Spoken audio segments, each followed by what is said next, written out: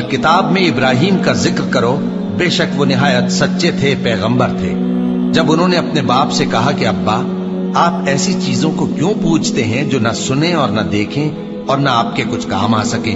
ابا، مجھے ایسا علم ملا ہے جو آپ کو نہیں ملا، تو میرے ساتھ ہو جائیے، میں آپ کو سیدھی راہ پر لے چلوں گا۔ ابا، شیطان کی پوجا نہ کیجیے، بے شک شیطان اللہ کا نافرمان ہے۔ ابا، مجھے ڈر لگتا ہے کہ آپ کو اللہ کا عذاب آ پکڑے تو آپ شیطان کے ساتھ ہی ہو جائیں۔ اس نے کہا کہ ابراہیم، کیا تو میرے معبودوں کے خلاف ہے؟ اگر تو باز نہ آئے گا تو میں تجھے سنسار کر دوں گا اور تو ہمیشہ کے لیے مجھ سے دور ہو جا۔ ابراہیم نے سلام علیکم کہا اور کہا کہ میں آپ کے لیے اپنے پروردگار سے بخشش مانگوں گا، بے شک وہ مجھ پر نہایت مہربان ہے، اور میں آپ لوگوں سے اور جن کو آپ اللہ کے سوا پکارا کرتے ہیں ان سے کنارہ کرتا ہوں اور اپنے پروردگار ہی کو پکاروں گا۔